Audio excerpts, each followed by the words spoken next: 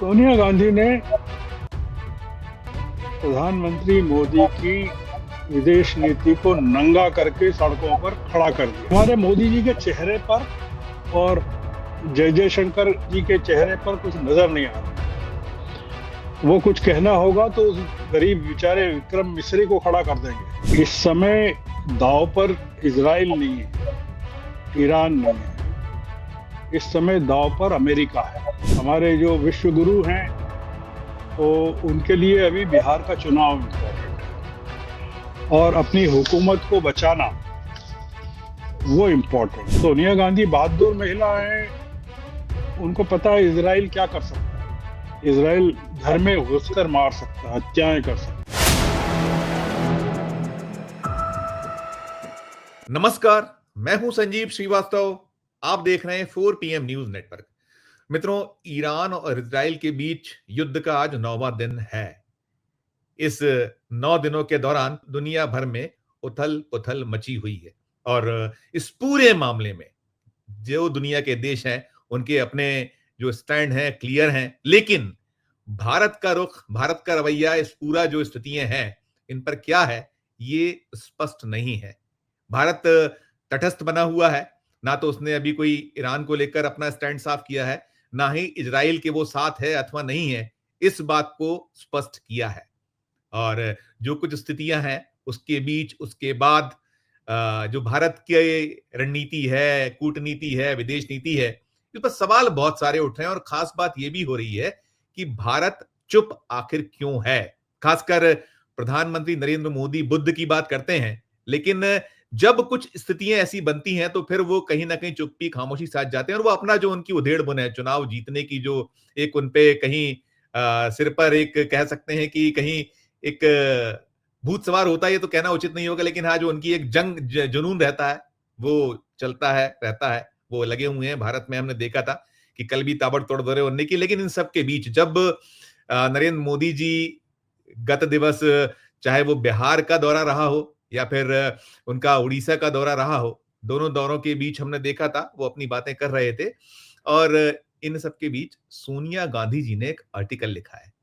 कांग्रेस की चेयरपर्सन, उनका एक आर्टिकल द हिंदू में छपा है और उसने बहुत कहीं ना कहीं जो खलबली मचाई है, एक नई जो कहीं उसको लेकर चर्चाएं शुरू हुई हैं, तेज हैं, और भारतीय जनता पार्टी में खलबली मची हुई है। अभी जो मोदी या जो उनकी पूरा कुनबा है, बीजेपी है, उसकी तरफ से कोई बहुत स्पष्ट तौर पर किसी बड़े जो नेता के बयान होते हैं या जो एक कंडेम्ड करते हैं, वैसा कुछ अभी निकल कर नहीं आया है। लेकिन सोनिया गांधी ने बहुत साफ दो टूक शब्दों में कह दिया है कि जो ईरान और इजराइल के बीच जो जंग है, इसमें इजराइल का जो रवैया है वो बहुत अनुचित है, ठीक नहीं है, और आतंकवाद को बढ़ावा देने तमाम तमाम आरोप उन्होंने लगाए और साथ साथ उन्होंने निंदा भी की है। और निंदा के साथ साथ उन्होंने दो टूक ये कहा है कि जो प्रधानमंत्री हैं उन्हें स्टैंड क्लियर करना चाहिए, क्योंकि ऐसी स्थिति में, ऐसे वक्त में उनकी चुप्पी ठीक नहीं है। और ईरान से जो दोस्ती रही है भारत की, वो अब इस वक्त था कि बोलना चाहिए था। जो इजराइल कर रहा है, जिस तरीके से उसने वहां सैन्य ठिकानों को निशाने पर लिया है और जवाब देना पड़ा है। उधर ट्रंप अपनी बातें कर रहे हैं, ट्रंप के अपने यू टर्न है, तमाम जो स्थिति है, तमाम जो हालात हैं, इन्हीं सबको समझने बूझने के लिए हम एक बहुत खास मेहमान हम जोड़ते हैं, जुड़ गए हैं हमारे साथ हैं श्रवण गर्ग साहब, सीनियर जर्नलिस्ट। श्रवण सर, आपका बहुत बहुत स्वागत। आपने वक्त दिया हमें, आभार है आपका। और मैं शुरुआत यहीं से करना चाहूंगा कि कांग्रेस की जो चेयरपर्सन है, लंबे वक्त के बाद उन्होंने भी कहीं अपनी चुप्पी खामोशी तोड़ी और एक तीखा तल्ख हमला है सीधे भारत की सरकार पर, मोदी जो प्रधानमंत्री हैं उन पर। जो कूटनीति है, विदेश नीति है, जिस तरीके के बार बार कहीं फेल्यूर के आरोप रहे हैं। और एक चीज ये भी रही है कि अब एक नया तरीका विपक्ष की ओर से खासकर कांग्रेस ने शुरुआत की। हमने देखा था कि राहुल गांधी ने अभी कुछ दिन पहले एक आर्टिकल के जरिए चुनाव आयोग को जब निशाने पे लिया था तो बेहद मिर्ची लगी थी बीजेपी को, और नड्डा साहब ने प्रेस कॉन्फ्रेंस कर डाली थी और भी उनकी ओर से बयानबाजियां हुई थी। लेकिन अब सोनिया गांधी जी का जो ये बहुत ही एक ऐसा आर्टिकल ऐसे वक्त में आया है, उसके बाद अभी बहुत कुछ निकला नहीं है। इस सब पर शुरुआती नोट श्रवण सर। देखिए, आपने अपने ओपनिंग नोट में कहा कि दुनिया में उथल पुथल चल रही है। दुनिया में तबाही मच सकती है अगर ये लड़ाई रोकी नहीं गई। दुनिया को अपने आकाश के रास्ते बदलना पड़ेंगे, समुद्र के रास्ते बदलना पड़ेंगे, बहुत सारी तकलीफें बढ़ जाएंगी। आपको क्या देश के जो लोग हैं, जो प्रधानमंत्री के चेहरे को देखकर आपको लगता है कि दुनिया में कोई उथल पुथल मची हुई है? आपके दर्शक देख के बताएं जरा कि क्या उनको बिहार में लगा जब वो बात कर रहे थे कि ट्रंप ने उनको कहा तो उन्होंने क्या कहा, अंबेडकर के बारे में उन्होंने क्या कहा? आपको लगा कि उन्होंने कोई ईरान और इजराइल की कोई बात की, वहां कितने लोग गजा में मरे उसकी कोई बात की उन्होंने, या आंध्र प्रदेश में कोई बात की उन्होंने? आज प्रधानमंत्री के मन में केवल एक उथल पुथल है कि कैसे कुर्सी से चिपके रहना है, कैसे सत्ता पे काबिज रहना है। उनको दुनिया से कोई मतलब नहीं है, उनको पहलगाम से भी कोई मतलब नहीं था। वो आए थे वहां से, सऊदी अरेबिया से, तो बिहार चले गए थे चुनाव प्रचार के लिए। अभी भी वो आए हैं तो चुनाव प्रचार में लग गए हैं। 3 देशों की यात्रा करके आए हैं। वो ट्रंप से क्या बातचीत हुई, वहां क्या हुआ कनाडा में, वो नहीं। उनका तो ये है कि ट्रंप ने मुझे कहा कि आओ यहाँ खाना खाएंगे, बात करेंगे, तो मैंने उनको कहा कि मुझे तो महाप्रभु की धरती पर जाना है, और तालियां बज गई। ये हमारे 140 करोड़ देश नागरिकों के देश का प्रधानमंत्री है।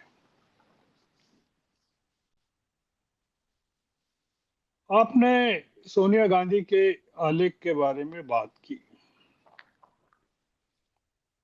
उस आर्टिकल की पहली सबसे बड़ी, आपने ये भी कहा कि राहुल गांधी ने भी एक आर्टिकल लिखा था महाराष्ट्र के चुनाव में हुए भ्रष्टाचार को लेकर। सोनिया गांधी के आर्टिकल की विशेषता यह है कि उन्होंने इंडियन एक्सप्रेस को छपने को नहीं भेजा और हिंदू में छपवाया। मैं जो समझता हूं एक पत्रकार होने के नाते, वो ये समझता हूं कि इंडियन एक्सप्रेस ने राहुल गांधी के आर्टिकल के साथ जो व्यवहार किया था वो हिंदू नहीं करेगा।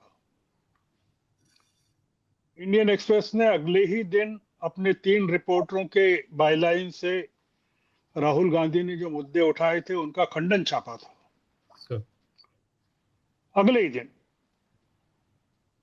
अगले ही दिन उन्होंने देवेंद्र फडणवीस का राहुल गांधी के खिलाफ आर्टिकल छापा था। हमको प्रतीक्षा करना चाहिए कि हिंदुस्तान के विदेश मंत्री में इतनी हिम्मत हो कि वो सोनिया गांधी के आर्टिकल के खिलाफ एक आर्टिकल लिखें, जो सोनिया गांधी ने मुद्दे उठाए हैं अपने आर्टिकल में। सोनिया गांधी ने प्रधानमंत्री मोदी की विदेश नीति को नंगा करके सड़कों पर खड़ा कर दिया अपने आर्टिकल में।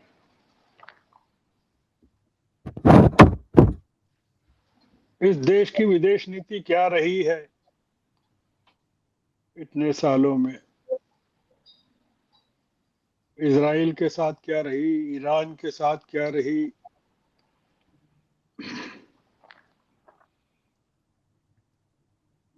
और मोदी जी क्या कर रहे हैं?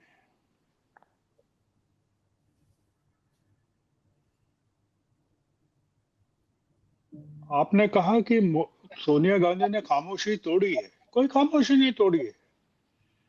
गाजा पर जब इजराइल ने हमला किया और उसका उल्लेख करते हुए कि 55,000 लोग मर गए और ये मोदी सरकार चुप है। प्रियंका गांधी ने लंबा चौड़ा ट्वीट किया था। कोई चुप नहीं है। चुप कौन है? अखिलेश यादव चुप हैं, ममता बनर्जी चुप हैं, उद्धव ठाकरे चुप हैं। इन लोगों को प्रधानमंत्री बनना है। प्रधानमंत्री जैसा व्यवहार नहीं करना कि भारत की विदेश नीति पर कुछ बोलें, मोदी की विदेश नीति पर बोलें। जो थरूर गाना गाकर आए अभी पूरी दुनिया में मोदी जी का, उनके मुंह से आवाज नहीं फूट रही है। वो तारीफ करें ना, सोनिया गांधी ने जो कहा उस आर्टिकल की तारीफ करें वो खड़े होकर। आप अपने दर्शकों के जरिए मान कीजिए कि वे लोग जो गए थे, आनंद शर्मा, तिवारी, थरूर,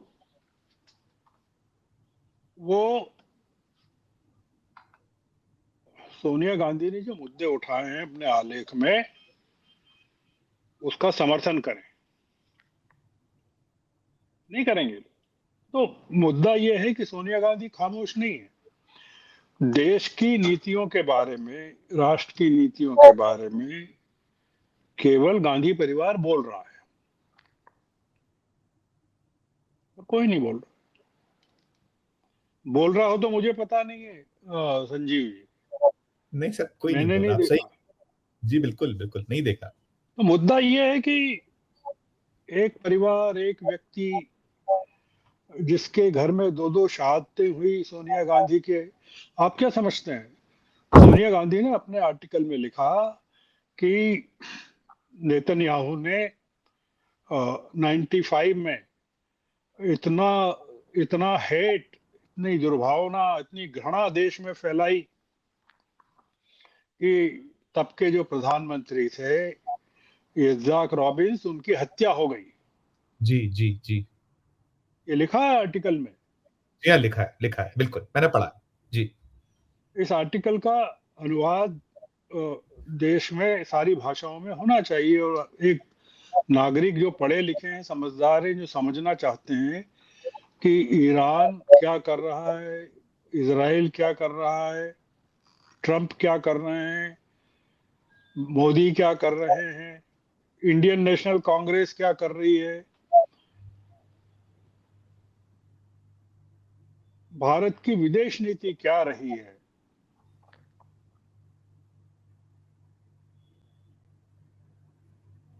वो पूछ रही है कि ये जो गाजा में विनाश हुआ उस पर आपकी चुप्पी क्यों है, यस मोदी जी सर, से पूछ रही है। Yes sir. वो कह रही हैं कि मोदी सरकार ने दो राष्ट्रों का जो सिद्धांत था, दो टू स्टेट सॉल्यूशन जो था कि एक इजराइल के बगल में फिलिस्तीन भी होगा, उसको पूरी तरह से ध्वस्त कर दिया। ये जी आरोप लगा रही है सोनिया गांधी जी जी और बता रही हैं कि इजराइल ने जो हमले किए हैं गाजा में, किन किन को मारा है, कौन कौन मरा है, बच्चे, महिलाएं, अस्पतालों पर जो हमले हुए। तो ये जो चल रहा है, या ट्रंप पर हमला किया उन्होंने, कि किया। जो ट्रंप कहते थे कि कोई युद्ध नहीं होगा अमेरिका, इसमें सबसे बड़ा जो मिसेस गांधी ने जो उल्लेख किया है वो ये किया है कि जो अमेरिका की director national intelligence Tulsi Gabbard हैं, जी हाँ। उनका उल्लेख किया है कि उन्होंने अमेरिकी कांग्रेस के सामने अपनी साक्ष्य में, अपनी टेस्टिमनी में ये कहा था कि ईरान कोई परमाणु हथियार नहीं बना रहा है। और ट्रंप उनके अपने नेशनल इंटेलिजेंस जो डायरेक्टर है उसके खिलाफ ये कह रहे हैं कि ईरान बना रहा है। और आज की खबर ये है कि तुलसी गबार्ड पर इतना दबाव डाला गया है कि उन्होंने अपना बयान बदल दिया है। जी हाँ, बिल्कुल और बिल्कुल। हमारे मोदी जी के चेहरे पर और जय जयशंकर जी के चेहरे पर कुछ नजर नहीं आ रहा है।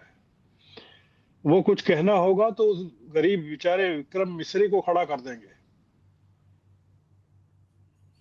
नहीं, सोनिया जी ने सर एक नसीहत भी उस अपने आर्टिकल में दी। उन्होंने कहा है कि अभी भी देर नहीं हुई है। बहुत बड़ी बात है, बिटवीन द लाइन जो हम चीजों को देखते समझते हैं वो भी है कि अभी देर नहीं हुई है, आप चेत जाइए, आपके पास वक्त अभी है थोड़ा सा, कि आप चाहें। उन्होंने कहा है सोनिया गांधी ने कि it is still not too late. Yes sir. आखिरी पंक्तियां हैं, इंडिया मस्ट स्पीक। बिल्कुल।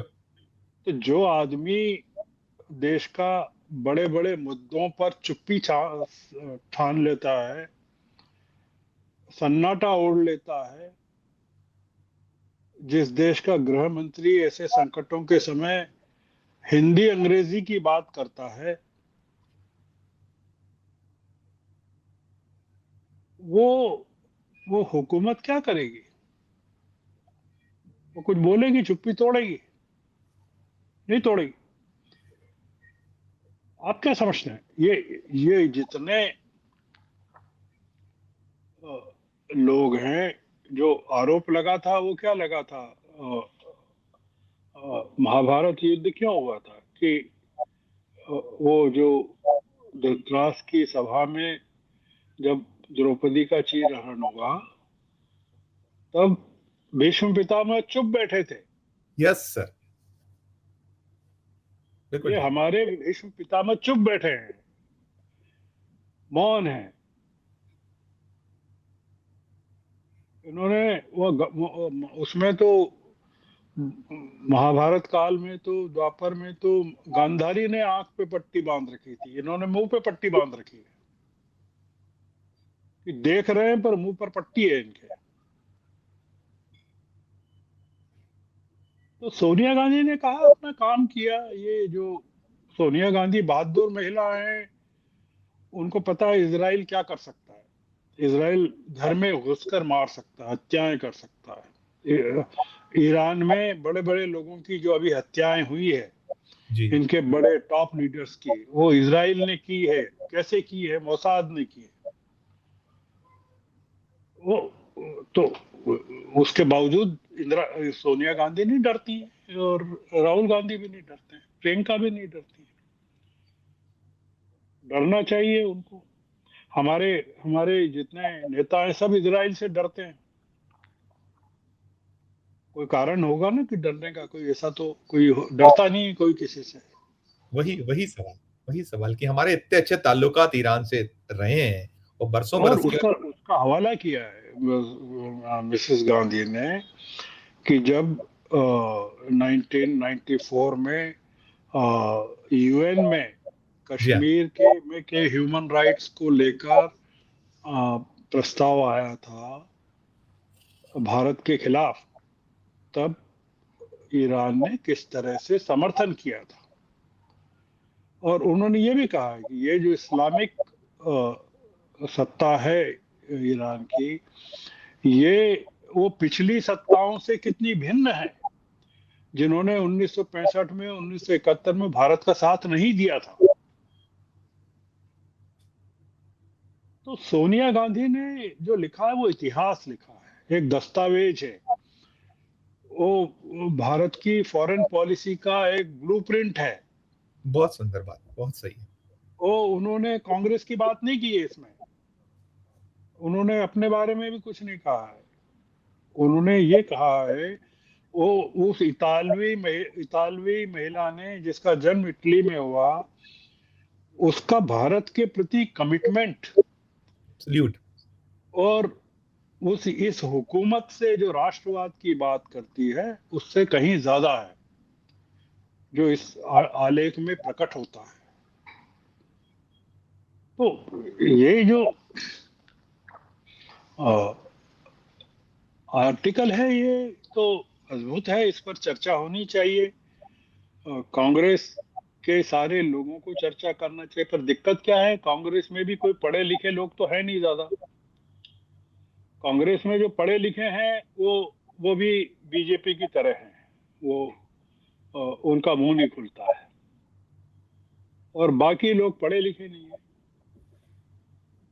तो बोलने वाले जो हैं सीमित हैं, बेचारे बोलते रहते हैं। जी जी। लड़ाई लड़ाई जो लड़ रहा है, कौन लड़ रहा है? वो इस देश में प्रजातंत्र की लड़ाई तो यही लोग लड़ रहे हैं, और कौन लड़ रहा बिल्कुल। नहीं नहीं श्रवण सर, आपने जैसे कहा कि ये जो है उम्मीद नहीं है, चुप्पी चुप्पी और चुप्पी, ठीक है, सोनिया जी ने अपना जो धर्म है, जो उनका उन्हें निर्वहन करना था, उसका बहुत बखूबी उन्होंने अपने कर्तव्य को पालन कर्तव्य का किया।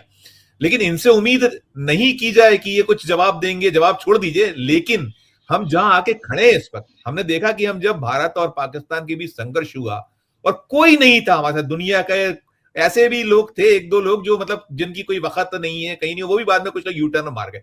अब भी आप खामोश हैं, किस और आप देश को ढकेल रहे हैं सर है? मोदी जी? गजा पर संयुक्त राष्ट्र के प्रस्ताव में भारत एब्सटेंड कर गया। करा जी। शंघाई सिक्योरिटी शंघाई कोऑपरेशन की जो संगठन है, एससीओ, शंघाई कोऑपरेशन ऑर्गेनाइजेशन, उसने जब प्रस्ताव किया 13 जून को, इजराइल ने हमला किया बिना किसी प्रोवोकेशन के ईरान पर, तो अपने आप को उस प्रस्ताव से अलग कर लिया कि नहीं, हमने इस बारे में कुछ चर्चा नहीं। तो भारत ने ईरान पर हमले से भी अपने आप को अलग कर लिया, और गजा पर हमले से भी अलग कर लिया। और इजराइल ने, जैसा मैंने पढ़ा था, शायद गलत भी हो, कि इजराइल ने पाक अधिकृत कश्मीर को भारत का हिस्सा नहीं बताया नक्शे में। जो हमारा नक्शा है, हमारे हिस्सा हम बताते हैं, और बाद में उसने माफी मांगी। हो सकता है गलत हो या सही हो, पर हम कुछ कहीं दब रहे। आप मैं मुसीबत में आपने वही जानना ईरान से चाहता तेल हूँ लिया, ईरान इतना से आप मैं। तेल लेते रहे, सस्ते दामों पर आपको ईरान ने तेल दिया, सस्ते दामों पर हर चीज में मदद की। गल्फ देशों में 1 करोड़ के करीब, मिसेस गांधी ने भी उल्लेख किया कि हमारे कई जो वर्कर्स हैं वो वहाँ काम कर रहे हैं। 1 करोड़ लोग वहाँ हैं, खाड़ी के देशों में, और ईरान में कई लोग हैं। हमारा जो पोर्ट पर चाबहार पोर्ट है, बंदरगाह, ईरान का एकमात्र बंदरगाह है ओमान की खाड़ी में, दक्षिण पूर्व ईरान में। उसके एक टर्मिनल को लेकर हमारा 10 साल का समझौता है ईरान से, जो जो जैसे इसका उल्लेख किया है मिसेस गांधी ने अपने।